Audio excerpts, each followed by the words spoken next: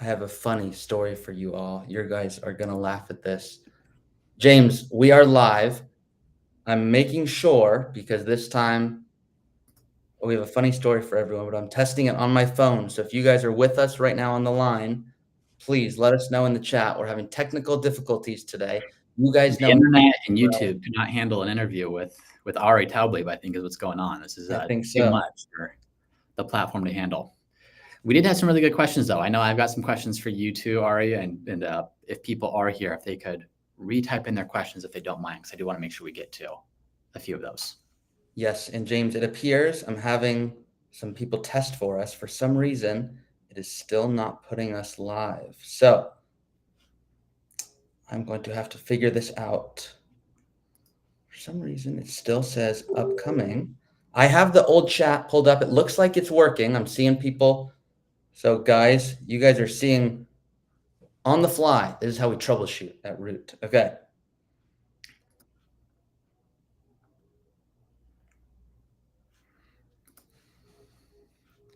All right. We have one person in, two people in. Thank you for letting us know I see and that. hear you. Okay, guys. I mean, how this is just what a way to start an exclusive show. Guys, this is not the traditional link. So for all your friends, guys, Todd, thank you. D, Guardiola, all of you guys, we're officially live. Had to refresh the homepage. There's still many of us waiting on the other side.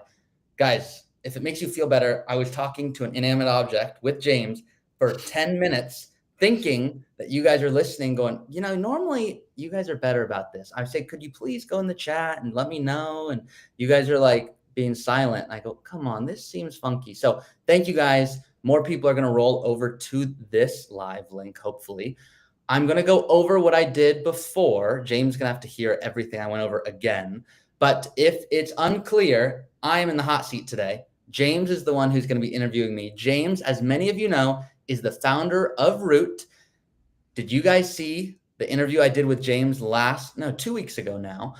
What did you guys think of that? Now, yes, James is right here on the live. If any of you are like, oh my gosh, I heard he likes Rocky Road. I'm anti-Rocky Road. This is not going to work out. You can still tell us. We're very transparent. But James has a great story about a cookie. So how many of you guys remember James talking about a cookie a few weeks ago? Let us know.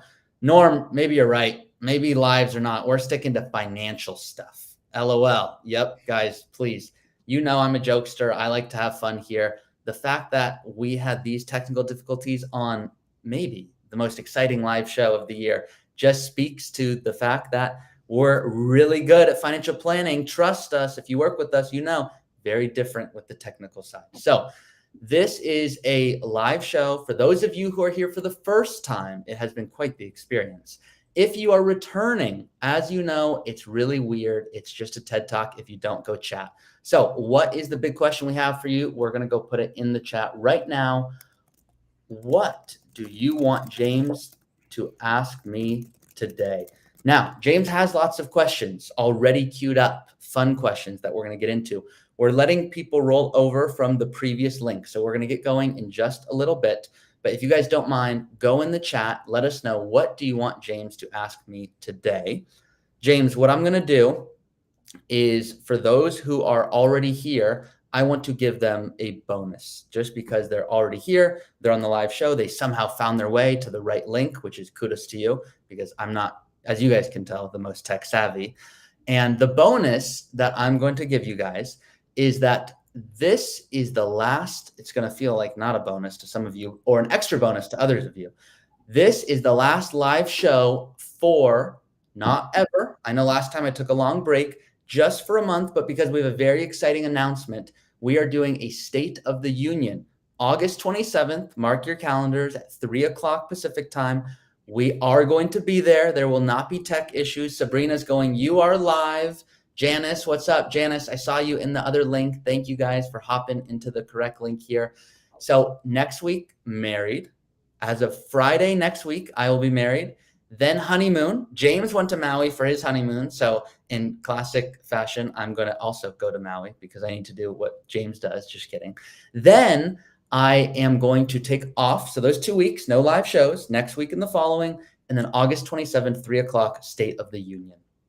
So that is what we're doing. I'm going to check my phone to see if we have other people in the other chat. And I'm going to drop in this link where we are today. So I'm playing a little bit of tech middleman at the moment here. If you guys don't mind, yes, Janice, we'll get to your questions. I have a favor to ask. You guys have already done a lot for me. You're like, hey, who's doing what here? So this is the favor I'm going to ask of all of you guys right now.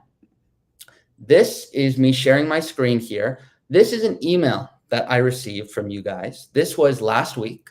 And you guys said, hey, Ari, really enjoy the YouTube videos from yourself as well as James. I'm a millionaire. I'm in the TSP, federal employee. Can you guys make some more content around federal employees? That would really be beneficial.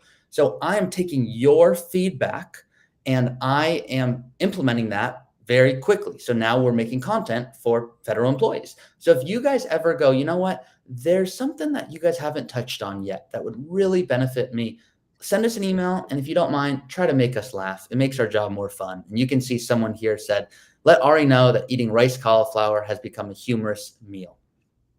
So that is my favor. Guys, I want you to send us notes if there's something that could be helpful.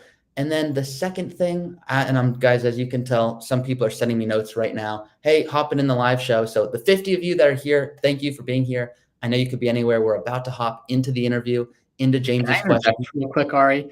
Yes, I don't please. know how you're doing what you're doing. I think for people that don't know, Ari mentioned if you happen to be in the first minute or so of the previous live, he's a little nervous. He's on the hot seat. I'm nervous because the way Ari does this, he's just a wizard. I think that what people can't see is the multiple screens Ari has up. He's pulling up comments. He's sending emails. He's literally on his phone on the actual YouTube live messaging people. So I don't know how you're doing what you're doing. You're doing about 4 or 5 things at once. And I'm nervous that I have to host this and try to live up to what you're able to do on a weekly basis. Well, very kind of you to say. And it is because I am AI Ari today. No, I'm just kidding. Always traditional Ari here. But guys, this is a reply to an email. You guys know I'm always very transparent. I show emails. Never am going to show security information. So if you email me, you're never going to have to think, is my email going to be public? No. So this person's name is Andrew. And he says, I said, please let me know. What are you most excited to spend more time on once you no longer have to work? And you can see this person replied saying, I'm looking forward to traveling with my wife like we did when we were young with less responsibilities. I've traveled extensively as a photographer, but my wife is in healthcare. So she rarely gets to leave her clinic patients for any length of time. So guys, let us know. What are you most excited to do in retirement? And if you're already retired, tell us what you love doing. Now, we are going to start hopping into the interview. I know Jen 2310 is already going, Ari, any idea? A bunch of us are on a different link waiting for you guys. We had technical difficulties. So for those of you who are joining live now, thank you because you're finding your way to the correct link. I am actually, as you can see in real time, I'm chatting in the old link saying, hey, everyone. And you guys are actually helping me out. I'm seeing you right now. Here's the new link for today's live show. And I'm putting that in there. So hopefully everyone joins the correct link. Guys, did you see our manifesto yet? I'm going to roll it right now. It just gets my vibes. It gets the goosebumps flowing. So appreciate all of you guys in the comments and your patience and flexibility. We're going to roll this and we're going to have some fun today. So if you have not already, please, guys, go put in what you want James to ask me. And we're going to have some fun today. We all have an idea of what life could look like if we had more time, more money. But more isn't the dream.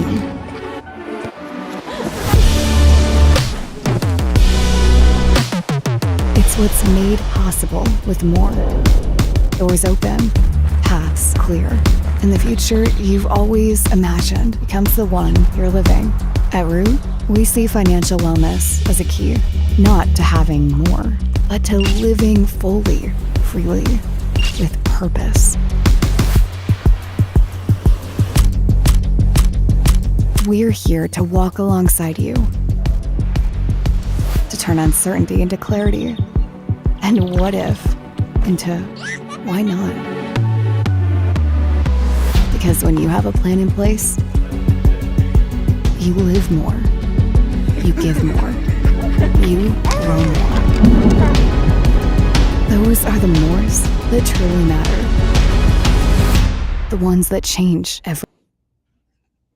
Guys, that's my ringtone. If you cannot tell, manifesto, that's my new ringtone. That gets me in the mood. Someone calls, I'm like, what can we help you with?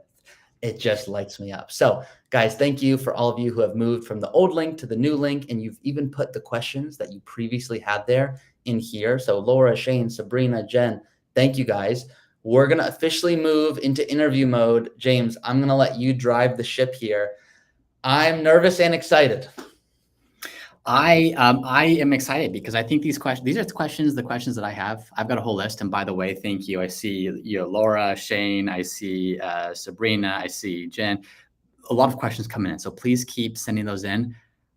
I'm treating this like I want to get to know Ari better too. I've known Ari now for 5 years, really 5 years working together, and even the 3 years prior to that. But there's a lot behind the man on the YouTube lives. So excited to dig in and learn a lot more. This is just first question.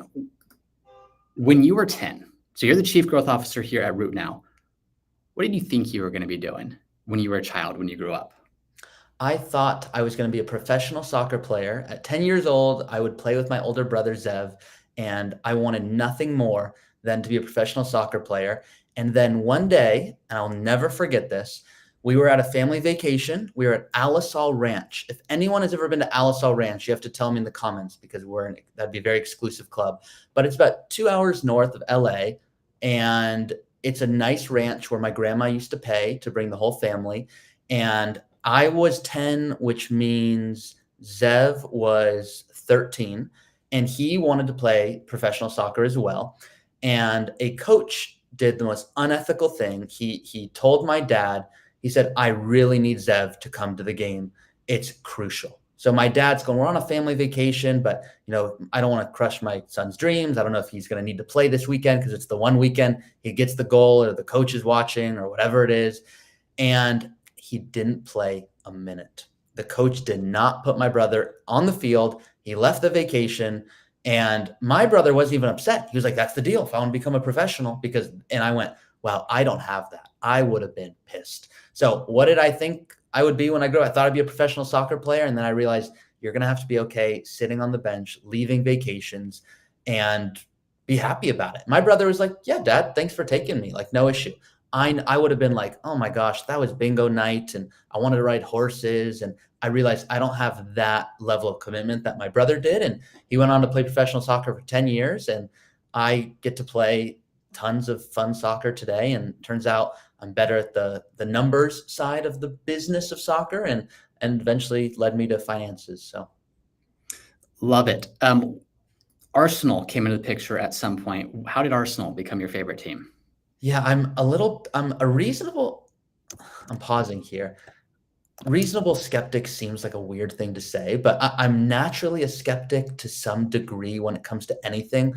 And largely because the 90 of you guys here right now know that my parents were burned by a few different advisors. Not burned like their money was stolen, but burned in terms of, hey, we just need guidance and we can never really get it.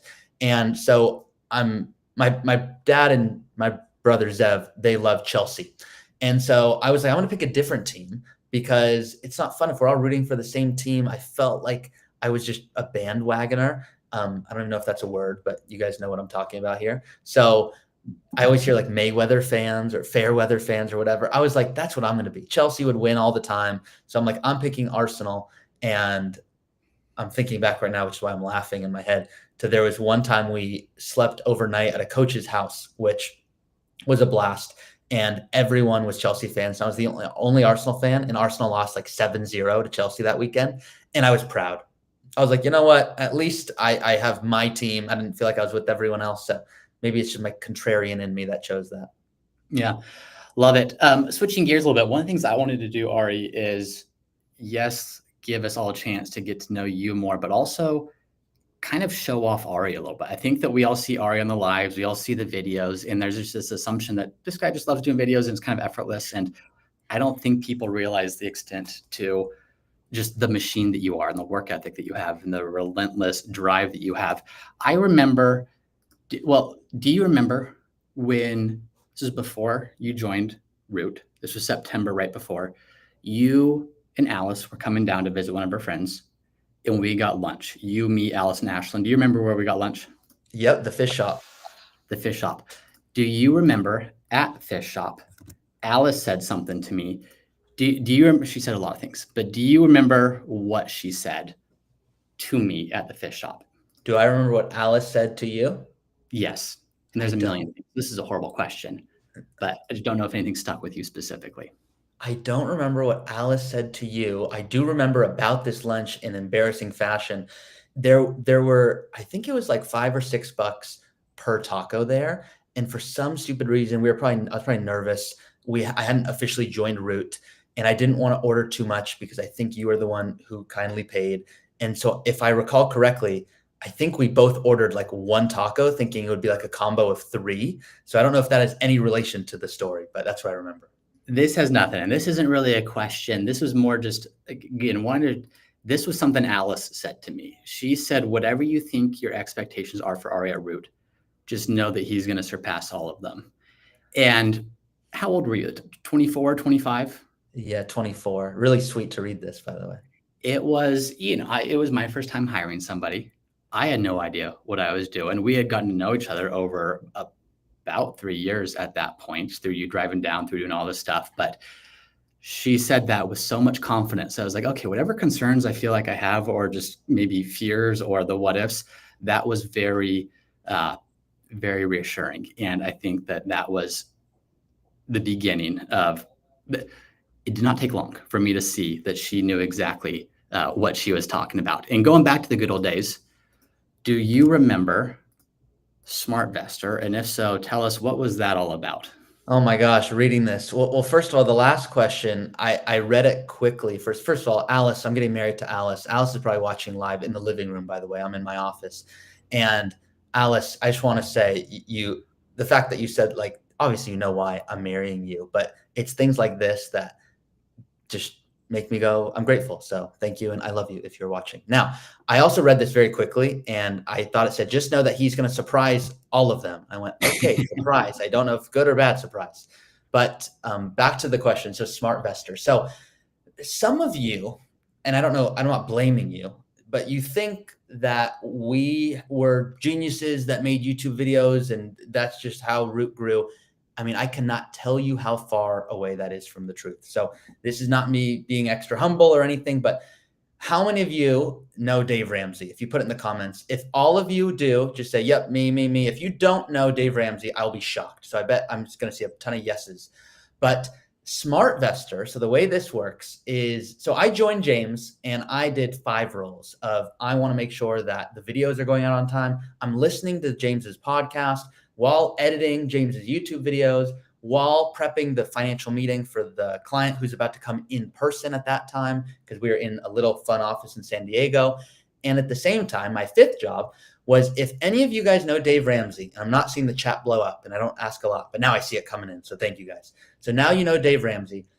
If you say, oh my gosh, I love Dave Ramsey so much, you go to his website and you go, I want to work with Dave. Dave's going to say, where do you live? And you're like, well, Dave, that feels a little personal since I just got to meet you through this little form here. But okay, I live in North San Diego. The minute you say that, there's going to be 5 emails that you receive from advisors who are in the area of North San Diego that are associated in paying Dave Ramsey a fee so that they're recommended essentially to you. So James and I were in this SmartVestor program. Now we're really fortunate. We're not part of this, not because Dave wasn't helpful, but because all of you guys watch the YouTube videos and listen to the podcast and reach out because you resonate. But back then, nobody knew who we were. So we're part of this network. And imagine James fills out the form on the website. He gets 5 emails, and I would call James and go, James, you're about to receive 4 other emails from other advisors. Let me try to explain in the next 10 seconds why you should not only not hang up right now, but why we're different from the 4 other people. And if I would miss that, I could tell if the phone ever rang twice, I'm like, someone else beat me to it. So I'm listening to a podcast, editing, I'm doing 10 other things. And so I just am seeing this word SmartVestor going, I am so grateful I'm not doing those calls anymore. You jumped right in to doing so many different things, which was fun. I do remember, just another quick story, not a question, but This must have been day 2 or day 3 on the job. And a new client just came in. And when a new client, back then it was just you and me. So we were doing everything. And I kind of thought it out, like, what are the things I can give Ari day 1? What are the things he probably needs a bit more experience on? What are the things that like are bigger, a bit more complex? Probably he could do them, but it would just be so overwhelming to give this to a brand new person day 1. But you were like, no, please give me everything you're comfortable to give me. And it was a new client that was coming on board, and they must have had a dozen plus accounts with money moving in between all of these, with just a very complicated setup. The paperwork for that isn't easy. On the back end, getting things set up, getting everything. I don't know if you remember this, but you said, James, give it to me. And you just took it and owned it. I was like, this guy's going to quit tomorrow because this is a stack of paperwork this big. There's no chance he's going to get it right, number 1, and chance number 2, if he does, he's just going to say, this isn't what I signed up for. I want out of here. But that was the first thing that kind of said, okay, whatever Alice just told me, that whatever my expectations are, he's going to surpass them. I saw it, because he's trying to take the most complex, the most complicated things, obviously with oversight. And that was really cool. Well, thank you. If I could pause real quick, guys, because I cannot tell you how fun this is right now. Not just because James is going, oh my gosh, Ari, this is so awesome. And, if you know James, he wouldn't just say it to say it. But it's making me think, just real quick, guys, just for fun. If you guys have ever seen Curb Your Enthusiasm, there's an episode of a live funeral where Larry David pretends to die, goes upstairs, and watches what people would say at the funeral. And it feels weird in the episode, but it's also funny because it's like, I kind of get the point. And so it's making me think, if you have a coworker at work, any of you watching, listening right now, you guys should interview each other. Just because it's going to be fun. You don't have to do it live. You don't have to do a podcast. You don't have to have an audience. But if you both go, hey, we're going to ask each other 20 other questions, or you do this with your partner or your spouse, like I'm lucky to get to do it live with all of you guys commenting here, fun stuff. But honestly, this is going to be, and it already is such a blast, that I would encourage you all in some capacity, either live funeral style or just go get a friend. Sorry, James. No, thank you. I love it.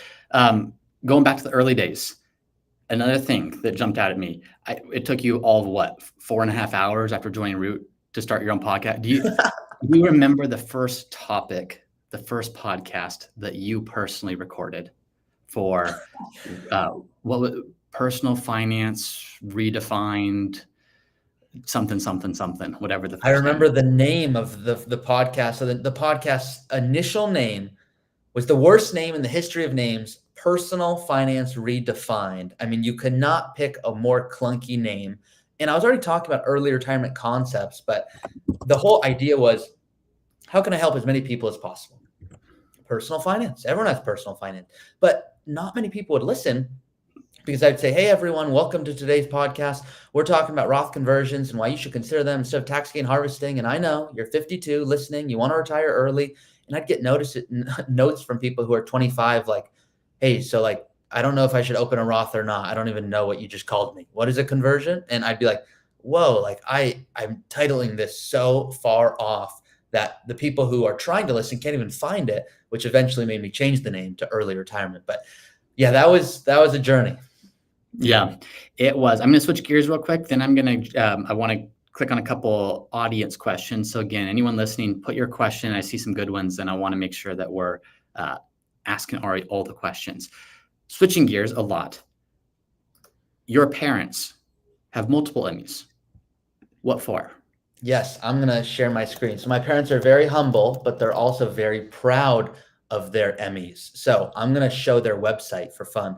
By the way, I didn't know James was going to ask this. I just brought this up here. But this is my parents' website, so Taublieb Film. So I grew up in the content world a little bit. My dad, greatest dad ever, couldn't ask anything more. I'm very proud of his Emmys. With my mother, so they've won tons of different awards. They make documentaries. Documentaries are not the most financially rewarding, but they feel amazing in the same way, you're really changing life. So this is my dad here. You can actually see, no, this isn't, but I thought this was this the movie you went to, James? Yeah, I was there. I attended that. James was at this show. This is in Encinitas. And then this is my mom with the Ferrari that she does not own. and then Stacy, who works with my parents. And so they do all these different documentaries, and this is where they won the Emmy. So they won an Emmy for, if you guys have ever seen 30 for 30s, this is Hawaiian, the legend of Eddie Aikau. So to get you in the mood, if you ever fly to Hawaii, this will be on, I think it's Hawaiian Airlines. So this is there. I went to a luau with Eddie Aikau's family. And then if any of you guys are into motorcycles, I have a fun story on this I'll tell real quick. But this is called Unchained, the untold story of freestyle motocross. So if any of you guys are into dirt bikes or anything like that, you're going to want to check that out. But their main movie that they're known for is The Vow, which is Channing Tatum, Rachel McAdams, just big. You can see they did some work for this company here. We ever heard of Root? So they've done TV and short films and tons of cool stuff. So that's what they're known for. But the funny story on the motorcycles. So, you know, my dad was one of the founders of the X Games. He created what's called Step Up, where there's a little dirt ramp and you have to go over it, hover over this bar and come down the other way. And I was like, growing up going, how cool is that? I mean, these guys they're with the girls and the motorcycles. I'm like, this is the coolest thing ever. And so my dad goes, hey, I'm going to take you to look at a bunch of motorcycle riders today. I'm like, awesome. Am I going to be able to get on a bike too? He's like, maybe. So we go to this place, and this place is a hospital. And my dad goes, you see everyone at this hospital? They're all motorcycle riders. Do you want to end up like them? I'm like, no. I'm never going near a motorcycle. Turns out we just went to a random hospital. No motorcycles in any capacity nearby. If I would have asked anyone like, hey, so did you crash your motorcycle? They would have been like, who are you? So my dad was trying to scare me early to go, don't go on a motorcycle. And I still have not been on one. Speaking of motorcycles, and if you can't tell the story, that's fine. Isn't there a story about Zev and Travis Pastrana and a double backflip? Something along those lines. This is a crazy story, and I don't remember it fully because it's been so long, but I do recall, I think my dad was telling you about this story, which is why you probably remember it better than I will, James. So if there's something I miss out here, please go in. But Travis Pastrana, for those who don't know, he is on Nitro Circus, big name in the dirt biking world, which I don't know a ton of, but I grew up when I was 8 years old. I'm learning how to edit because my dad would be like, Ari, the editor's late. So like, where's the latest edit? And I'm like, I don't know. I want candy. And he's like, no, I need the edit. So that was my household. We worked constantly. So I'm working, I'm editing, I'm learning about Travis Pastrana, all that. So Travis Pastrana wants to attempt a double backflip, and we're at the X Games live, and here he is trying to do the double backflip. The first time ever. No one's ever done it. Ever. Yeah, first time ever. And I want to say Zev said something of like, hey, you should just go for it. And then he was like, okay, then I'll go for it. And like, that's what led him to do it. But do you remember my dad telling you something else? The story I heard, and this may have been through a game of telephone, is the first time anyone's done it, obviously. And if Travis is listening and this isn't the right story, let us know. This is the story we've heard. Yeah, Travis, get in the chat. First time it's ever been done. Obviously, there's enormous risk, death being probably the worst case scenario here, and maybe not that improbable when you flip a motorcycle twice over an insane gap. And was, I think, like backing out or not wanting to do it. Right. And your brother, this little kid, went up to him, being Zev, and was just like, I can't remember what he said, at least in the story as it was told to me, but something along the lines of, hey, man, or something. And so having this little kid telling you, like, he went from there, whether that was a deciding factor or not. Like, I think Zev was the last person to talk to him before he went into the first double backflip ever in history. I think you hit it on the nail. That sounds exactly. I think my dad's told me that before, and that is wild. That Zev, however old he was the one that went, you know what? I'll do it. Yeah. Travis, text us or email us if that's not the story. We'll take that down. But that's the story I've heard. Speaking of documentaries and your parents being in film, if a documentary was made on the life of Ari, what would it be called? Good question. What would it be called? What would it be about? And then I want to go to some audience questions. Okay. The documentary, now I get to name it in this case. So I'll ask you too, James, if you could choose a word or what you would call it. But I would call it The Initiator. That's what I would call it. And the reason I would call it that is I learned early on, I used to want to hang out with friends. I remember being in elementary school and hang out with friends and going, I don't know if it's appropriate to ask or not ask. For many who don't know, I don't think I'm missing something up there, but maybe I am, because I never could understand when people said, this is awkward. I'd go like, I cannot comprehend what you're saying. And they'd say, well, it's when things are weird in between, but you can't really feel it, but you can, and we can all kind of know what's going on. And I'm like, I'm lost. And I would go up and go, hey, friend, do you want to hang out? And then sometimes they would go yes, sometimes they would go no. And then sometimes a friend would come up and go, hey, Ari, there's a time when you need to just recognize it's not the right time to ask that question. And I would say, well, then how am I going to know if I can hang out with my friend or not? And I remember thinking, if I just don't initiate, if I don't ask this, I will not get to hang out with my friend. So then I thought about it. How many relationships or trips or things don't occur because one person doesn't want to initiate it? So James, I want to hang out with you and you want to hang out with me, but we both are waiting for each other to ask. So then we don't hang out. I'm like, that's stupid. I'm going to initiate everything constantly. So I feel like for all relationships, for all, I'm talking personal or vacations or whatever, I will go, last week, our family said, hey, we should go. My birthday was July 24th. And so this was a few weeks ago now, but my mom's like, hey, what do you want to do for your birthday? I can try to book something. It's going to take forever until, hey, everyone's scheduled. So I just go, guys, I booked it. I paid. If you pay me back, that'd be wonderful because I just fronted all of this. We're going on a boat July 24th at 3:00. See you guys there. And if I don't do that, I find in life, I get frustrated because I just want to hang out with them. And I don't want semantic details in the middle to make it so I don't get to hang out. So for those who are unaware, I told Alice, who is either on the live or has fallen asleep for some reason on the couch. She's a teacher, so she has to go back to work in a few weeks. But I told her I loved her after 3 weeks. And she was like, thanks. So she said it a week later. But still, in that moment, I was like, look, it's not even up to me. I'm saying it because I feel the urge is so strong, which is why when I make the videos for all of you, you guys are like, wow, it's really nice. You make these videos. I go, yeah, it's for you, but it's also for me. I love getting to do it. I lose sleep at night not getting to make a video that I think could really change your life. I love it. I texted Zeb, I texted Alice prepping for this, getting some questions. This isn't a question, but this is one thing that Zeb texted to me. He said, Ari is the ultimate initiator. There is the name. He'll book all family vacations and pay up front or nothing happens and it doesn't bother him. We call him the initiator at home for anything, dinner reservations, trips, etc. So that is very funny. Yes, that would be my documentary. I like the ultimate initiator. Very confusing name as well. The ultimate initiator. Going to some listener questions. Thank you all for submitting these. Going back to the theme of sports, X Games, etc. How are you at surfing, Ari? I'm okay. I tell this a lot, but so my dad loves surfing more than anything. I told this story, James, to you, so sorry you're gonna have to hear it again. During this week's Root Talks episode. If you guys have not seen the Root Talk show, that's where James and I do a podcast together on our Root Financial YouTube channel. So definitely check that out.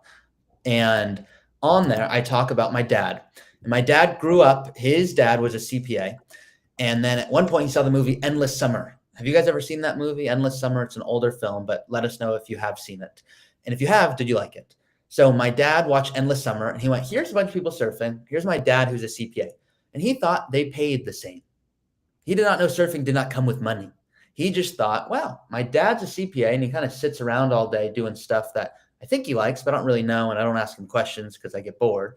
And then surfing looks fun. And so my dad goes, my whole life will now be surfing. And that was his whole life. My dad is in his 70s and everything is about surfing. So if I want quality time with my dad, I must go in the water to surf. I liked it before the Apple Watch days because my dad is addicted to Facebook and Nextdoor and these apps like you've never seen anyone. And so he will be literally on a wave reading a Nextdoor comment. I mean, you cannot make this up. And so I will sometimes take his Apple Watch and not let him bring it out in the water. But I'm good at surfing enough to be out there. I'm really scared of big waves. The most scared I've ever been in my life was junior lifeguards, where my dad was like, you have to go out there, and the waves were like 15 feet. And, guys, I'm 5'5", so that feels really high. Okay. So now I'm looking at these waves and I'm just freaking out. And my dad's like, don't you feel good? You conquered your fears. I go, I've never hated my life more. Not only do I not feel good, I'm more scared of waves at this point. And that's when I went, maybe conquering fears isn't good because I feel worse about my life now, but I'm good enough to be out there. And I'm grateful because I have enough competency. But I'll joke with people and say, guys, don't worry. It's okay. I'm a junior lifeguard. Did you ever do junior lifeguards, James? I did junior lifeguards. We didn't have 15-foot waves, but we had 3 or 4 foot waves. I loved it. I thought it was so fun. Okay, well, there you go. So I will say you're better at surfing than that. I've seen some pictures of you on some pretty big waves. So there's that. Another question here. This is from Laura and Shane. There's a few. Is there any advice I've ever given you that has stuck out more than anything else? Yes, there's a lot. You are my mentor to the nth degree. The best advice you've ever given me, well, there's a few. I'll tell a quick story on this. I'm thinking of it right now because I remember these clients, so I'm laughing seeing their faces right now. The best advice you ever gave me was when you were disappointed in me. I don't know if you're going to remember this, but there was a time where I think it was the first year, I probably didn't take a single day of vacation, not because I was trying to go, hey, James, here's why I'm so great and deserve to work here for Root, but I just didn't want to. Like, it was just more fun to work than to vacation. So I just rather would do that. And we told clients, hey, you want to retire, make sure to spend time traveling and enjoying life to the fullest. And they asked me, hey, so have you been on vacations recently? I'm like, oh no, there's just so much work. And James, I don't know if you've ever had your dad mad at you or disappointed in you, but disappointed hurts more. And after the meeting, you said it in a very nice way, but you're like, hey, I'm disappointed. Like, we tell our clients go live these awesome lives, and I want to make sure you're doing that. And like, are you really happy? So I feel like I'd let you down by not taking vacations in that moment, which was actually a wake-up call where I went, you know what? Yes, I'm working all the time because I love it, but my relationship was suffering at that time. And if Alice is live, she was probably like, yeah, I felt like I wasn't getting as much attention. So that was a lesson you taught me to truly go, yes, work can be fun, just like soccer can be fun or anything, but make sure you're spending time with who really matters most to you.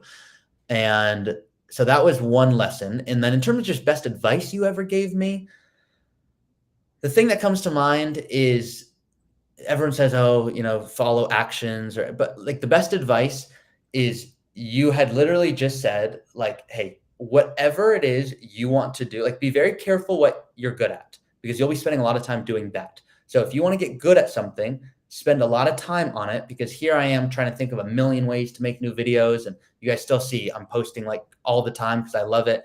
And you had just said, hey, if you're going to do something, make sure you're doing it really well. Even if it's taking you longer to do it, it's going to be worth it. And there's so many times in life, I have a million other examples where I'm going, yes, I should have spent more time on that, or it was worth taking the time because finally when it did go out, I felt way more proud of what I put out. So yes. And then for those who don't know, guys, James changed my entire family. I mean, my brother Zev was working at LA Fitness, making $7 every 30 minutes to now he has $1 million business because of James and the advice on how to run a business properly. And my mom and father, like they have a business in large part because of James. And my mom is taking content to the next degree. So just the way James lives is something that I feel the luckiest guy in the world. I got to sit next to James every 3 days for a year, and no one else will get that. So I feel like I got the best seat in the house. And James, I think you're frozen. So if you can hear me, James, let me know, but I have you frozen. If it's the Wi-Fi, if the live show, if we broke the live show, let me know. But guys, does James look frozen to you? I have him frozen on my end here. James, if you're listening or if you can listen, I'll send you a note, maybe log out and log back in, but I have you frozen. I'm seeing tons of great stuff coming in here.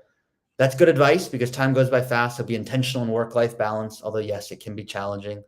Do what you love and stay excited from Warren. Yes, absolutely. Real surfers don't have real jobs. Yes, guys, the chat.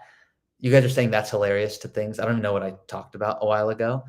I'm seeing so many cool comments come in here. James is going to come back in, guys, just in a second. I don't know what I'm about to say right now. I'm just too hyped up. It's really fun. Laura's going, yep, he's frozen. Do you guys have any questions? I'm going to go through them rapid fire while James comes back in. But how did you and Alice first meet? Was it love at first sight? I actually say, yeah, I'll answer anything. Guys, you don't know my level of transparency in the videos. He was smitten with your answer. Yeah. I always say it's love at first walk. So Alice has a walk that's just magical. It's like you watch someone walk and you just are like, just completely in awe. Like that is, Alex has an aura. And so I met her on Hinge. First date I had gone on an online app. Alice, so this was the day before Valentine's Day we matched. So February 14th, 2019. It's been over 6 years. We're getting married next week. And when I matched with her, so my brother is currently, he big dater. He's in the field. He's dating all the time. And he always says, Ari, when you get a date, you don't want to try to move it. So once you like lock in, hey, we're going to meet at this restaurant at this time, you don't want to change anything because there's a chance that if you change the date, that someone else won't show up again. So then you have to like try to get them back for a date. And so he's like, never risk that. And I wanted to meet with Alice so badly. I matched with her and we were supposed to go for tacos like 4 days later. And I was like, can we go tonight? And my brother's like, dude, you're going to lose her. And you always, when you get a date set, you don't change it because it's just going to make it complicated. I'm like, I don't care. I want to see her sooner. And I'm glad I did. So James, I know you froze for a little bit there. Anything? So sorry, I've never had this office lose internet. So what a time. I heard all of your question and then lost it right after. So can I step right back in and start asking questions? I got a lot of good ones from Alice and Zeb. Please do, guys. And if you guys are cool with it, we're gonna run long. I know normally I'll do an hour and a half. Last week, I know, guys, I cut it off at an hour and a half. We had a blast doing it because I had a dance lesson. Guys, the dance is looking so good. No lesson this week. Okay, so James, all you. This is from Zeb. Do you know what time this is? Do you know what time this is? I know what this is. This is hilarious. Okay, so this is military time. And I used to think if you took the one away, this is so funny. This story is crazy. If you took the one away, that's what time it is. So guys, we can all see this is 4 o'clock, right? Do you know it? That's what guys, James, I have a bone to pick on this one, okay? There are lots of things in life where people go, how could you not know that? Or did you not? I think there should be a school, people always say, teach taxes in high school. I think teach all the things that if you're asked this, it's going to be embarrassing if you don't know it. So military time, laundry, I know how to do laundry. That's not a good example, but I'll think of more. There should be a class that is just dedicated to all the things that if someone asks you, it's not embarrassing. So we're trying to catch a flight. I think the flight I thought was at 5 o'clock. Okay. 1500, 5 o'clock, take away the one, which is obviously now I know 3 o'clock. So Zeb's like, we got to get to the airport early. I'm like, what do you mean? It's not till 5 o'clock. We're good. And we luckily went so early. So for a 5 o'clock flight, I thought we were going from LA to London, or from London to LA. The flight's at 15 o'clock, 5 in my head. So I go, hey, we got to be there 3 hours early. So let's get there at 2 o'clock. And I found out that 15 o'clock was, it's not, you guys see how incompetent I am. I just said 15 o'clock. 1500 is 3 o'clock. So we got to an international flight 1 hour prior. But I promise, guys, I am good with math, just not military time. Just not military time. Okay, I'm going to put something up from Zev. If you need some hints, can you tell us about a special cake you had at your grandma's for a birthday when you were, I think, 4 years old? 4 years old? You were eating a cake. I was eating a special cake. You were so excited to eat it, but the problem was it wasn't actually cake. It was shaving cream. Oh, that one hurts. Yeah, I remember being really embarrassed. I think I remember playing it off. Maybe I was 4, but I remember I'm eating and I think I was like, this is different, but like, this is what cake, maybe I just wanted cake so bad, but regardless, I'm eating it and I'm eating shaving cream directly. And now I remember.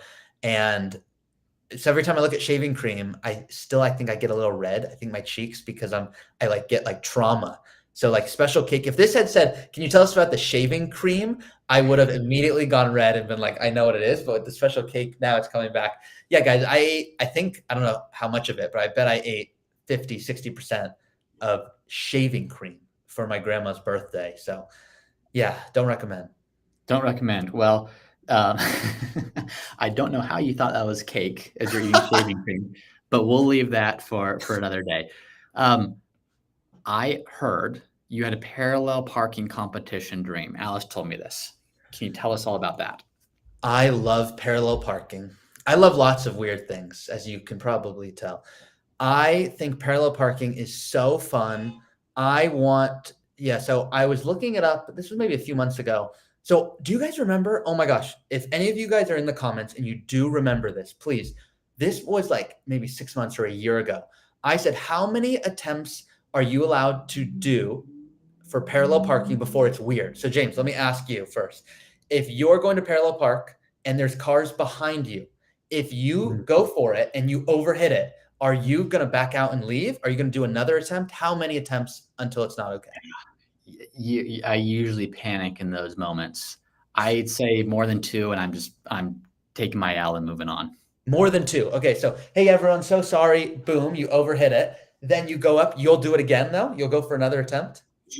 If I'm feeling brave, if there's no parking anywhere else, yeah, but you quickly become very flustered in those situations. Okay, so that is when I feel like I am peak human in those moments.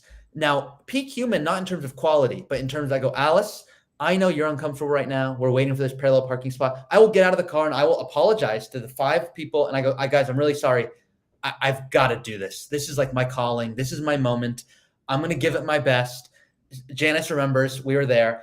And some of you guys are saying 2 max. How many attempts, by the way? Let us know in the comments. How many of you guys think it's unlimited? How many are like, look, if you missed on the first try, you got to get out of there. It's just an honor thing. You can just tell us. But I want to enter a parallel parking competition based off of speed. And I love the idea of having like a weekend where I'm like, okay, I got to go prepare parallel parking. I want to do it in my Mazda. I know, James, you're a Mazda guy. And so nothing about Mazdas are amazing. It's just truly, that's the car I have. I'm not a car guy. And I just think parallel parking is one of those things that is oddly fun. And so, yeah, I want to enter a competition. I looked them up. There's not a lot. I found one. There was like 3 people that had entered. I'm like, I'm not going to go to Idaho for a 3-person parallel parking competition, but maybe one day. Maybe one day. I love it. Okay, I'm going to switch gears a little bit, and I want you to, I'm going to see, I think I can share my screen here. Let me know if you can see. Okay, I think I'll have to turn it on for you. Sometimes it's a little funky. Okay. Oh, you're on. Oh, you've got. Can you see the screen? Will you explain what's going on? I see text on a shirt. I see someone who maybe is not okay. I see soccer balls. What's going on here? This is hilarious. Okay, when COVID hit, we created a new invention. Okay, we created a new soccer game. And this is a soccer game called Boss Bar. And what this is you don't, soccer is one of those sports. Yeah, you can play for fun. You can kick against the wall, improve your skills. James, I know you go to jiu-jitsu, but imagine, James, jiu-jitsu, COVID hit. You don't want to go to jiu-jitsu because you're touching everybody and you're just like wrestling against the mat. Like that's just too weird, right? So it's like, yeah, I could kick the ball against the wall for so many hours until I'm like, I cannot do this anymore. So this guy who I wasn't really close with, he was, I want to say 10, maybe 15 years older than me, works in construction. I met him. He's from England. We're at the high school one day, which is the only place you can go during COVID. And we are shooting on the goal. And then we come up with this game. And this game is where you have to kick the ball against the crossbar. And then after that, you have to beat the player in a 1v1 and then score. And this was when I was in peak fitness beyond when I played soccer in college. And I would play this game 2 hours a day. And it was the time of my life. So we created this game and we're like, oh my gosh, everyone surely wants to play this game. And I started posting about it. This was, oh my gosh, this was like early COVID days. This was pre-working for Root days. And so that guy, we used to always try to get in each other's heads. So I would always say quotes. I would always say things like, oh, that was like a Chelsea shot or something like that. So I put together all the quotes of all things I would say to put him off. And that was the championship game where it was me versus this guy, Lorne from England. And he's like got the British banter, and he would always make fun of me.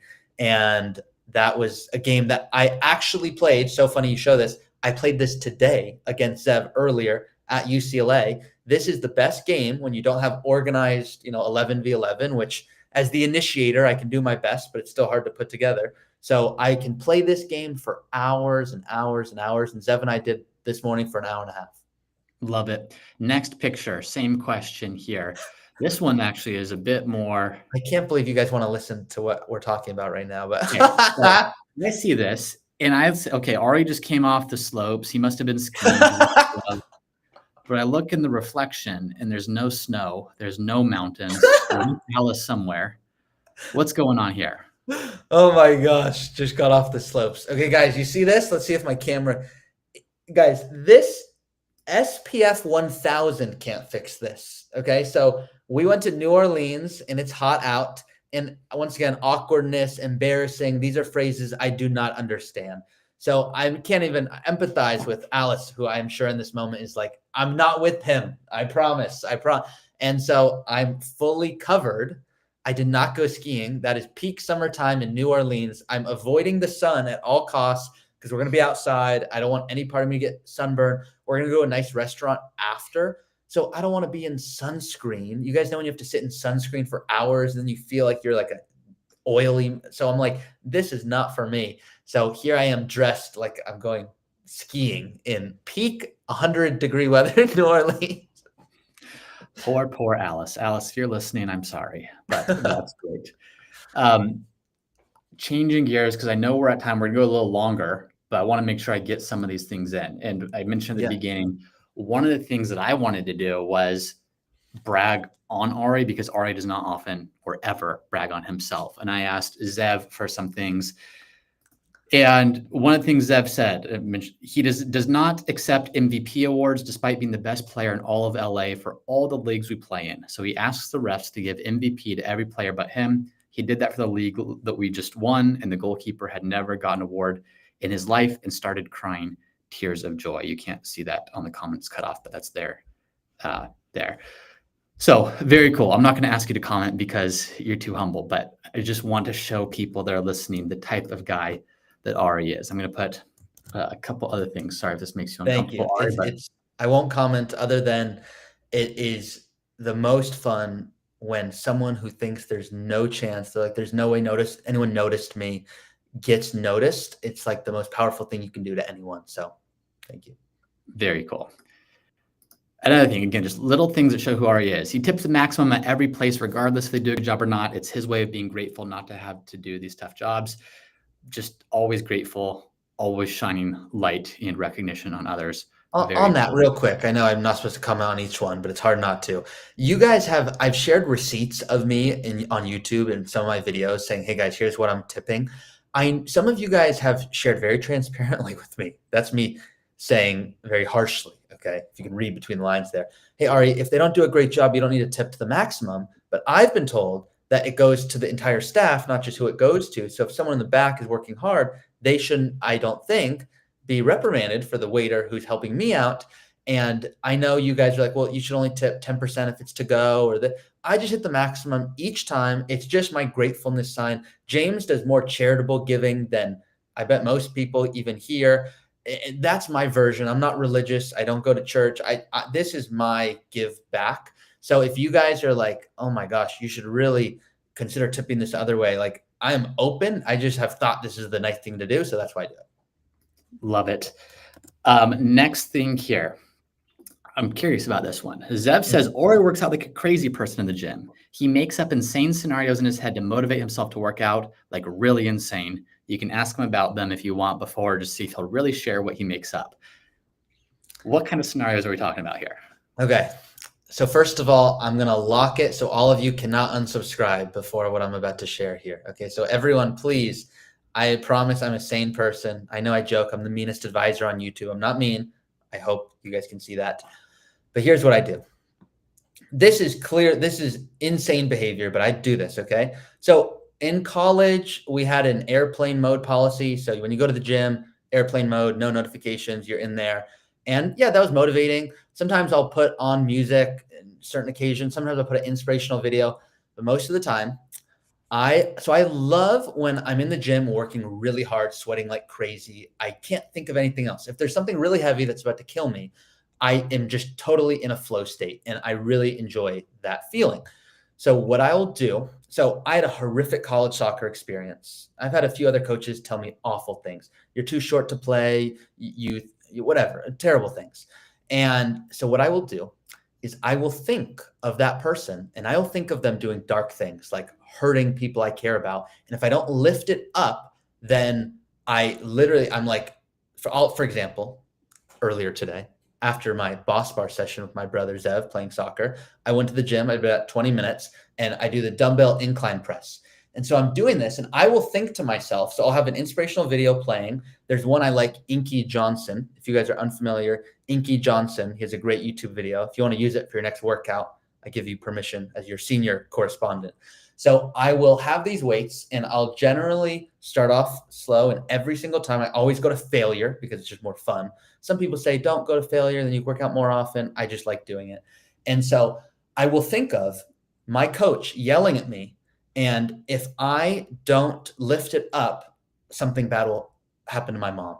Or I'll think of something like, hey, if I do not lift with proper form or breathe properly, something really heavy, I'll lose the YouTube channel, or I will not be allowed to have dinner that day. And I find when I am so insane to myself and think of all the people that have done me wrong, rather than me, I used to be very much like, I'm going to show my coach. For example, I know I'm going long on this, James, so you can tell me to shut up. But in example, my coach said, hey, Ari, you need to get bigger, and then you're going to get more playing time.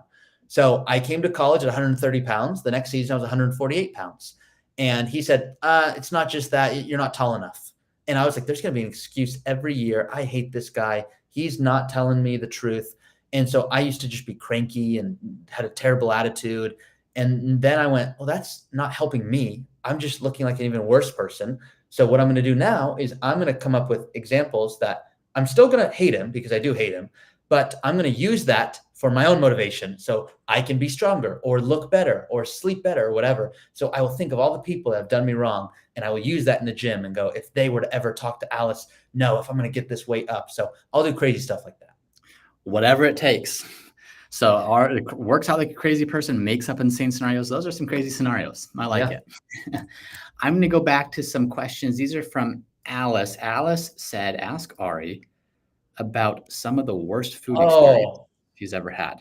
Oh my God, we have some awful. So we're foodies for fun. I'm all about the experience. I love going to a restaurant, looking at the bathroom. What kind of soap do they use? What's the mirror situation? I mean, all of the little details I love. We just went to a Mexican restaurant in Century City where it was the best salsa. We had a whole meal. The meal was probably $120. Fancy Mexican place on my day before my birthday. It was like amazing salsa, which you don't even pay for. And Alice and I were like, that was the best thing we had there. So we go for the moment. We're not good foodies like, wow, this is such incredible quality of, like, that's not our thing. It's the whole shebang. So the worst food experience ever. What I had two that come to mind. Number one is Little Maggiano's. I don't know if any of you guys have been to Little Maggiano's. James, ever been? I've never been. It's like a chain. I thought it would sounded good. And we went to the Topanga Mall, and it was, I mean, I cannot prove it. I don't have evidence. I didn't video. I should have. My food moved. Food should not move. So that scared me. Never went back there. And then the sad one here, Disneyland. I know you guys are going to be pissed on this one because you're like, Disneyland, we love Disneyland. Disneyland, I saw a piece of chocolate cake. It looked amazing. I don't know if you've seen, James, but there's a show on Netflix. I've never watched it, but it's like, you can't believe this is not cake, because it's not. And you cut into it and it's like, it turns out it looks like cake, but it's something else. That's what this felt like at Disneyland. I'm at Disneyland. I got this cake. I have a bite. I mean, I'm not even kidding. It was like water. And so Disneyland, I had terrible food there. Oh my gosh. There's so many. We have like our top 5 worst experiences.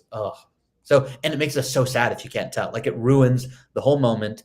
And then whenever we go back, I'm like, we're on Disney playlist 100%. She's depressed from the restaurant. So that one's a bummer. You have any bad experiences you can think of? Well, I'm not a foodie like you all are. Bad experiences. I mean, for perspective, before Ashlyn and I got married, I would literally have the most basic lunches.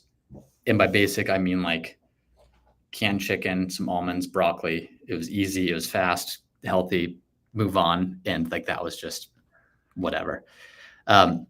Laura and Shane. Okay. Yeah, this is funny. Was it as bad as the shaving?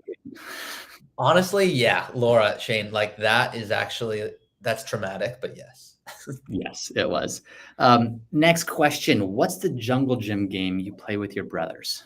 Okay. So as much as I seem like an adult in many of my videos, and I know I saw a question earlier, which I'm happy to address later if you guys want, but like, I look young. Why am I talking about retirement planning, which we can get into later? But the jungle gym, I believe people should not grow up.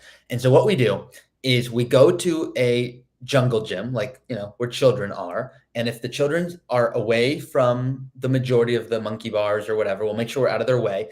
We will come up with an obstacle course. So if I'm up, I'm going to go, so here's what you have to do. You have to memorize the route.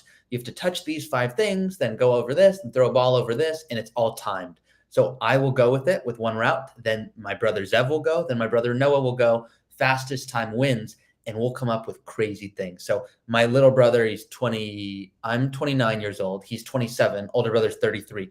We are crawling around the jungle gym, okay? Now, Alice is the one keeping score, doing the time, making sure everyone's following the rules. We'll go do this for 2-3 hours. So my traditional Saturday is soccer, 9 a.m. to 11 a.m., eat hopefully good Mexican food, which is my favorite, then go do jungle gym with my brothers, movie at night, and then in between, I answer all of your guys' YouTube comments.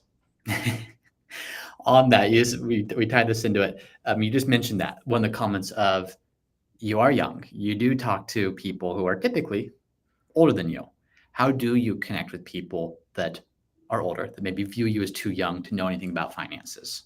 Beautiful question. So I'll start most of my videos going, look, I'm a CFP. That stands for Certified Financial Planner. And that is not why you should listen to me or anyone. How many doctors would you never let touch your body? Just because it says MD, it means nothing.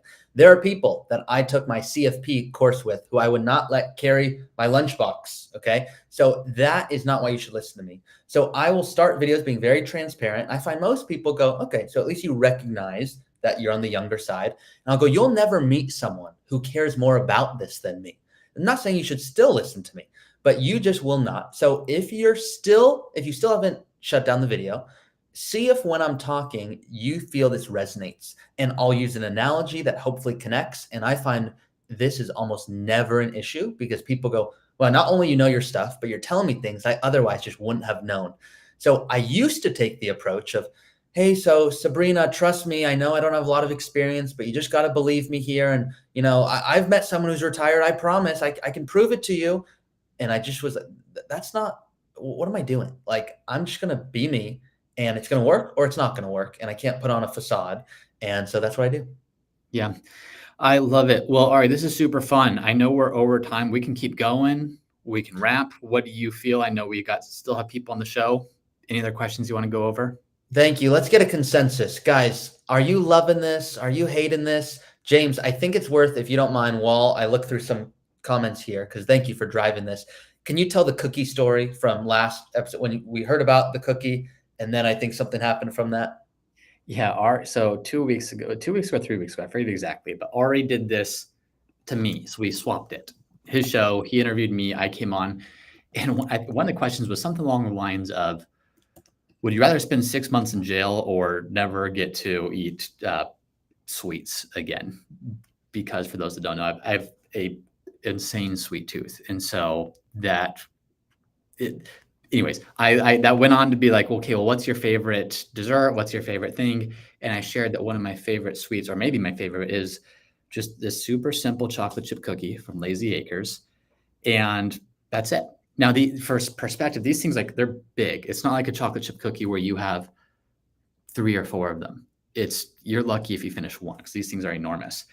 The week after that, some clients were coming into town. They actually live up north, but they were coming down to the Encinitas area just on a family vacation, and they wanted to stop in, and we got lunch. And they came in with a gigantic box of these cookies. There must have, I don't know how many there were in there, but it was a box filled with the cookies from Lazy Acres, which was so fun. So I obviously ate as many of those as I could before getting sick and then stopped. But you, Ari, love cauliflower. You are getting married, and I think that, who knows, maybe some cauliflower presents show up to you and Alice as a result of that. Hilarious. So first of all, guys, thank you in the comments here. You're saying, love it, keep going. Yeah, I'll say, James, let's do 5 more questions. They can be from the chat or questions you have. So 5-10 more minutes on this. And then, guys, anything for over an hour and a half, 2 hours, you're like, okay, you guys are being nice. keep going. But we can always do part 2s of this stuff in the future because you guys loved. I want to make sure that you guys, because I know I mentioned this early on, but if you guys are on the live stream on this, I'm going to share my screen real quick because yes, James, we will certainly talk about cauliflower, which I regret, and I'll tell you guys about in a second here.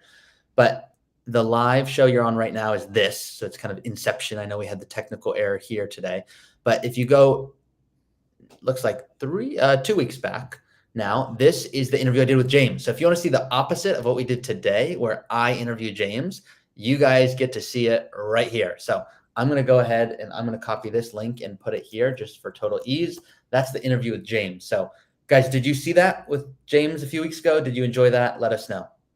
So with cauliflower, I kind of regret it because I was thinking of I need to be able to explain Roth conversions in a way people understand them. If I'm not doing it, it's not going to work. So I had this idea, hey, people are willing to pay a little bit in taxes, like they're willing to eat a little bit in vegetables to avoid paying a ton in taxes in the future. Imagine you have to only eat vegetables in the future. You want steak and pasta and tacos, but you cannot. Well, that would suck. So then people were like, wow, now I see conversions make more sense. Now, obviously, there's more detail that goes into it, but the analogy stuck. And then people are like, all right, cauliflower is great. You just got to roast it. You got to use black pepper, whatever. And so I'm like, why didn't I pick Brussels sprouts? Like something people traditionally don't like, because everyone's like, cauliflower is good. Toots is like, I missed the show with James, but you'll watch it now. Yeah, go check it out.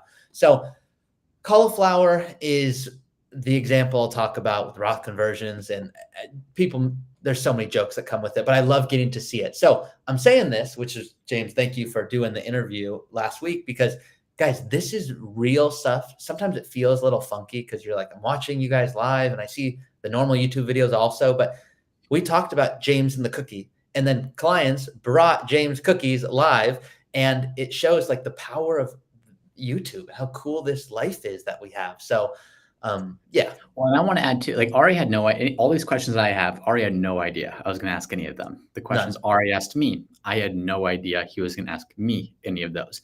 Even our Root Talks video or our podcast that we do, we recorded 3 of those this past Monday. And for the first one, Ari's like, you're not getting any advance warning what we're talking about. I've got a thought of what I want to do.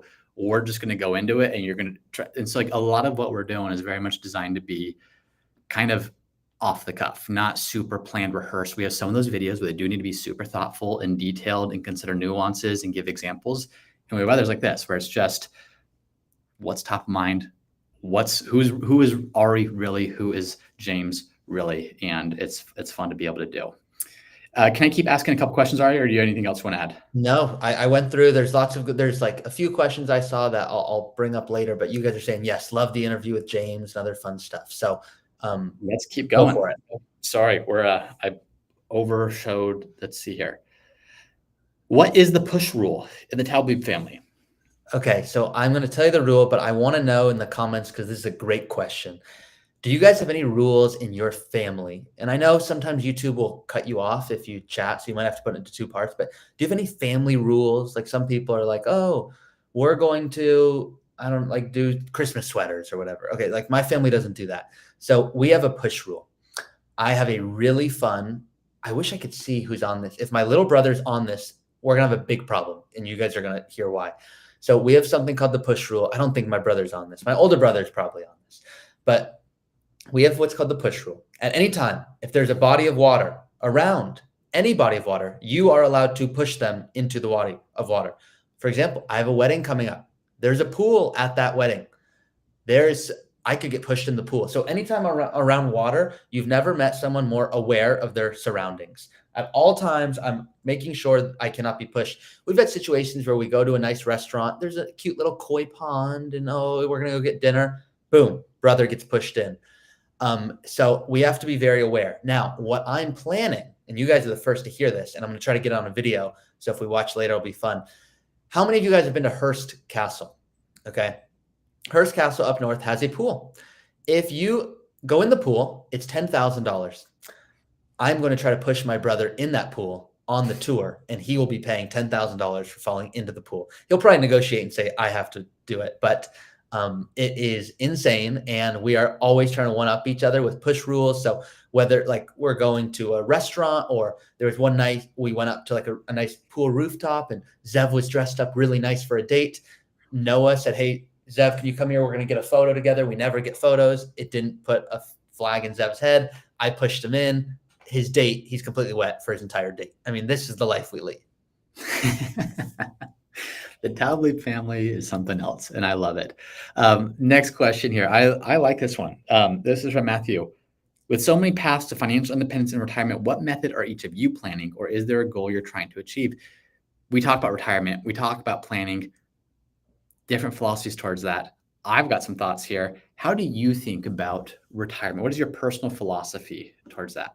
Yeah. Okay. So I'll give you the whole story here. So I'm definitely curious, James, on yours as well, because I don't think we've discussed it one-on-one in great detail. So when I was in college, I was fortunate to have a lot of what I call finance bro offers. Okay. So that's from companies like Nuveen is the company I worked at. It's a really, well-known company specializing in municipal bonds and tax planning. And I learned stuff there. Okay. Then there's Schwab and Vanguard and Fidelity and all these big companies. Nothing wrong with these companies. But a lot of these companies, when you enter, you're just at an entry-level role. And I was willing to take anything because I did not want to put any more financial burden on my parents because they were not in a great financial position. So I would have done anything. I would have worked at Jersey Mike's. I would have worked at Vanguard, whatever was going to pay me the most as an entry-level role. I wanted to make sure I didn't have to live at home. So at the beginning, now, once again, I was a finance major. Okay, so this is proving my level of transparency here. I was too embarrassed in my first role to ask if I should open a Roth IRA because I thought I should already know what it is.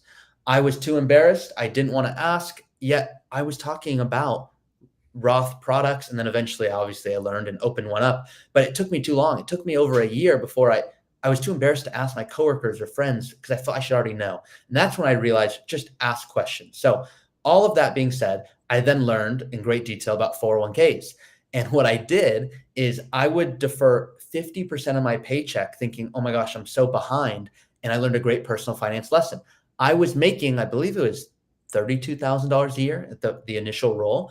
And I would defer half of my paycheck to go to my 401k where I was doing a good retirement move, but I was barely existing. I didn't go out to eat. I didn't do anything ever going, okay, well, that's not wise. But I always knew I never wanted to have, and this is the thought I've had since I was very young, I never wanted to be in a relationship where I have a family that's so large that I have to stay in a job that I don't love. That always scared me from being a little kid.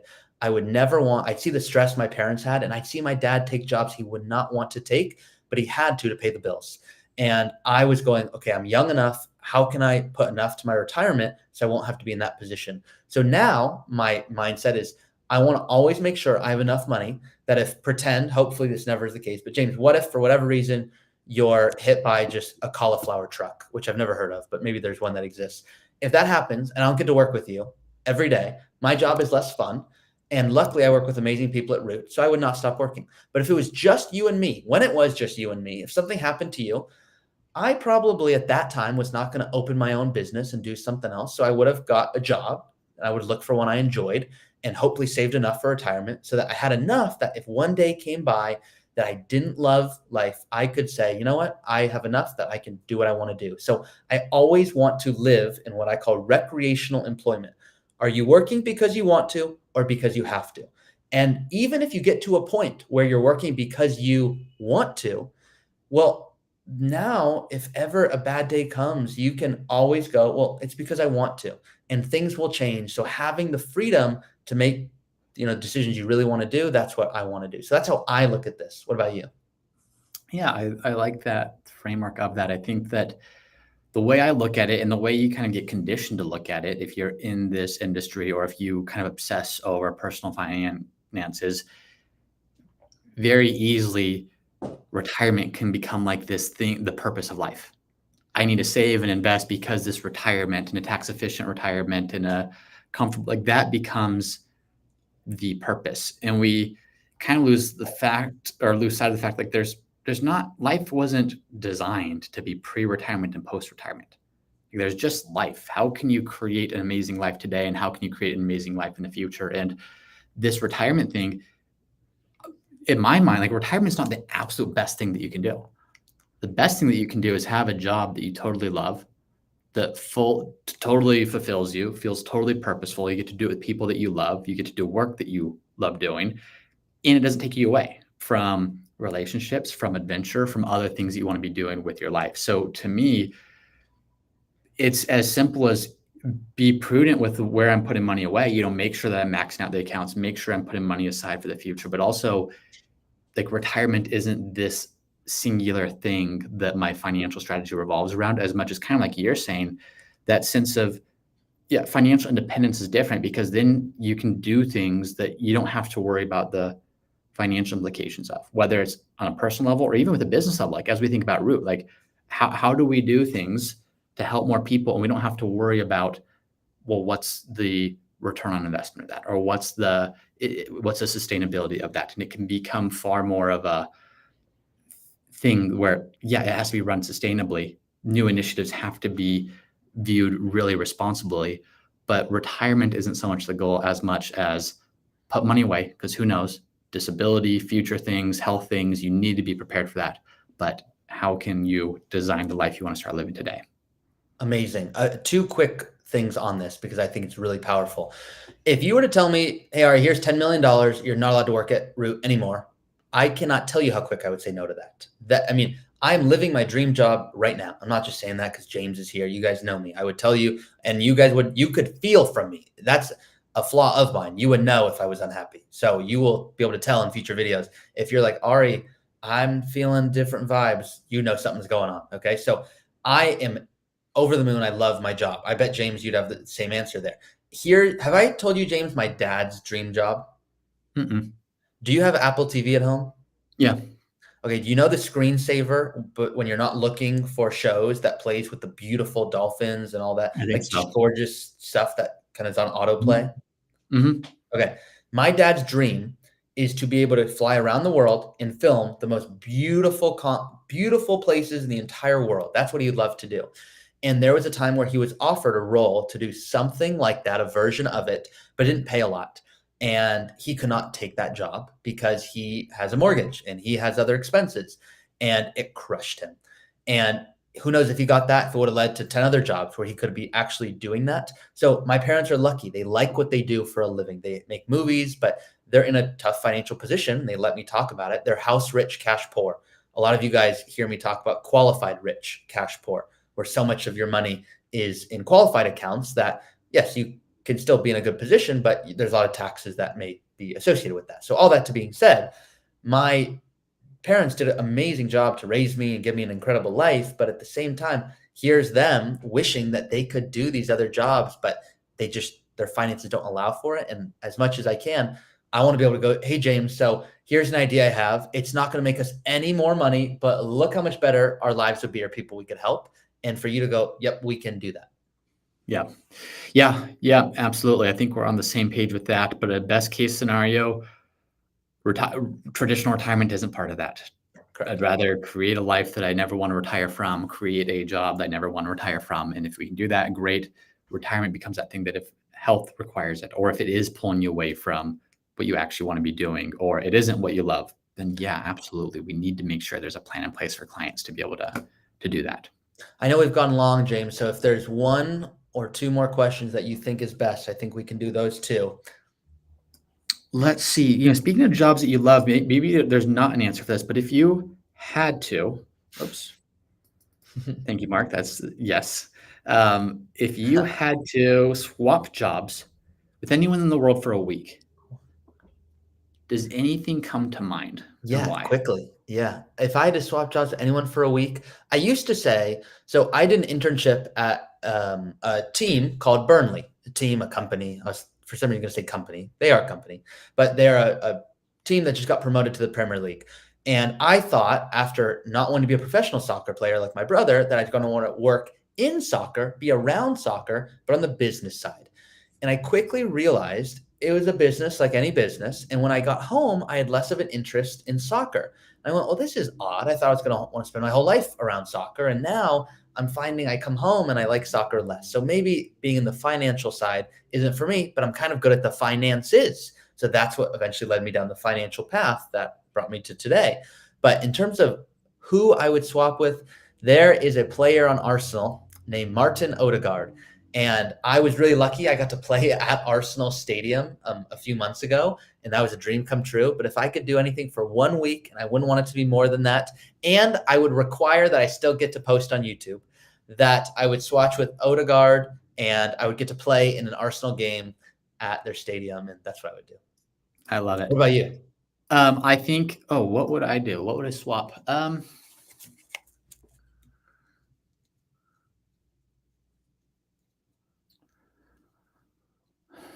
Is there a single person I would swap with? I don't like. I truly love what I get to do. I don't know. Like legitimately, nothing comes to mind. I feel like I'm exactly doing what I want to be doing and see myself doing for a long. There's a lot of cool jobs out there. I think that like as a kid, it was, you want to be an architect. I want to be something more like that. But I can't think of anything I'd rather be doing than this. Oh, that's a great answer, and you can feel it too. Couple more questions. You are an Arsenal fan. We talked about this. What is being an Arsenal? There's a culture, there's a vibe, there's different teams. They got their different fans. What does being an Arsenal fan say about somebody? Good question. What is an Arsenal fan? So for those who, if you haven't checked it out yet, Tom Brady, he just became a minority owner in Birmingham City. And there's a new show. I watched episode 1 and 2 last night on Amazon. And it's okay. It's not amazing. But Tom Brady talks about when he was at the Patriots and then I think it was the Buccaneers and kind of how the dynamic there. So that's what I'm thinking of right now. When you're an Arsenal fan, it's that you've been through a rough patch, because I started supporting Arsenal when they had one player named Fabregas who quickly left to go to Barcelona, play for an incredible team. And we would get 4th or 5th place every single year. So all the memes online and jokes are about Arsenal. They always get 4th place or they bottled it. So I think it shows resilience personally with no bias, as you can tell. Funny to say Fabregas. I've been to one single soccer game in my life. It was Arsenal, and I bought a Fabregas jersey. This was back probably in 2008 or 9. So, okay, you want to see something funny? Because we couldn't have planned this. What do you think my first YouTube channel, Fabregas Ari, was the original YouTube channel? If you want to see embarrassing videos of me playing soccer, 2010, 2011, you can look up Fabregas Ari, and that is the old channel. Wow. Look at that. Look at that. Let's do one more question to round us out. This is from, let's see here, 217. Yes. Ari, this is your last week before getting married. Remind us, where are you going for your honeymoon? What are you most excited about? Give us some final words before there's a brief pause in the live shows. Okay. Yeah. Guys, so this is the last live show for a few weeks. Lots of awesome comments. Thank you guys for everything that's going through. And also thank you. A lot of you guys, I don't know how, but a lot of you also have shared it with each other, and you have donated to the registry for a lot of the activities in Hawaii, which is where my honeymoon will be. So thank you in advance. You guys do not have to do that. But yes, I have a fun story. This will be a longer one. I think I've told it to you guys all before, but I have a funny proposal story. I won't do it all today because it's too long. But I'm no longer allowed at one venue, let's just say. In terms of when I get married next Friday, James will be there. And then remind us where I'm going. I'm going to Maui. We were debating between Maui and Montreal. You're like, that's odd. But think about what Alice and I like to do. We're not hikers. So Maui, I know, is tough because some of you are like, that's where people hike. Now, we might do like a little walk or like an outing. We'll snorkel. Alice has eye stuff, so contacts can be difficult to snorkel with, but we're going to try. That's us being dangerous, by the way. So some of you are going to chat like, so are you going to do like the shark cage? You're like, I'm not getting close to that. Okay. So I'm like, we're going to try pineapple and see if my Jewish digestive system can keep up. That is me trying. Okay. So Maui, Montreal, we are thinking of, and we always want new vacations where, like, Alice is a history major at UCLA who got a 10,000 GPA, and that I was going to do a military time joke, but that has passed. So I'm always thinking, where are fun places to go? And some of you guys have shared Montreal, or like James, I know you went to Hawaii there. So that's the current plan. We went to Italy we went to Venice, Italy, which was a dream of ours last year. And your guys won't like me for this, but look, the food was like, okay. Now that's maybe our fault. We went to Venice, and I'm like, honestly, I've had Kraft mac and cheese. Maybe it's the American in me that's better, but I'm looking at it and I'm going, look, it's just not what I'm seeing on YouTube or Instagram when I look up the hype. Now in Venice, I could tell, I know they're ripping me off, but I'm okay with it because it's Alice and I are there for the experience, and that's how we justify it too. We have to say it's for the experience, So with that being said, that is the current plan. We're not huge travelers. We love our life so much at home. Alice is a teacher, so she goes back to work first week of September. And there will be another fun thing that happens first week of September, but I'm going to keep that on the low for now. Awesome. Well, it's been super fun, Ari. I know that you are often highlighting others, myself, our advisors here, our team here, and you are kind of making sure everyone gets to know them. But this has it's been very fun being able to get to know Ari more. Let us know in the comments too. We did this last time. If you want more of this, if you want more Ari, let us know. We can get more Ari, but we'll be here. We'll be back. We'll be back with tons of stuff. Where can people find your content, your stuff while you're out? There's about 1 million different places at this point. So any final words on that before you're out for a bit? Yes. Final words on that. So yes, James and I are happy, guys. We're happy. If you guys are like, this is what I love, we'll keep doing more of these. This is fun for us, as you can tell. But we have content that is similar to what you're seeing today, but of all of our advisors. So this would be my ask of you. And I hope I don't ask too much. All the content we do on YouTube is for free. If you look up Root Financial, you're going to see James, okay? And what you need to do, sometimes if you search Root Financial, like I'm going to do for you right now, you'll see James. If you scroll down, you'll see this logo. This is our Root Financial logo. And if you click videos, this is where you can meet advisors in a similar way to the way James is interviewing me today. And I interviewed James a few weeks ago.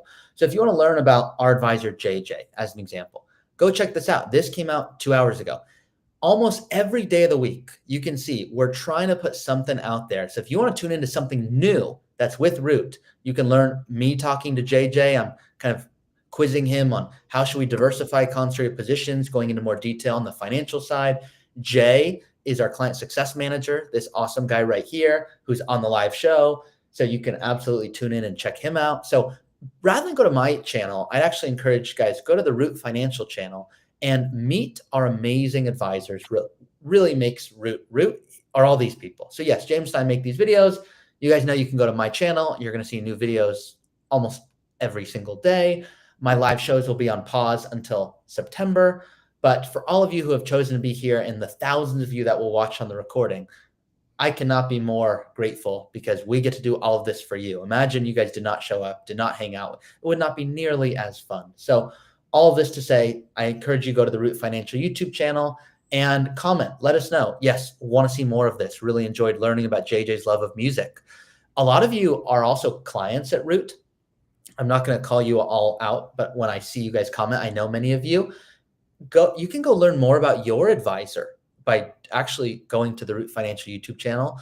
And all of that's also available on Root Financial's website. So if you go to our website under About, this is where I spend a lot of my time trying to think of what are new creative ways so that you guys can engage with the content. That was my mom, by the way, real quick at the beginning there. That's me, and that's Alice, and that's my mom, and that's James. So full circle here. So if you go down, you can learn about James's story here.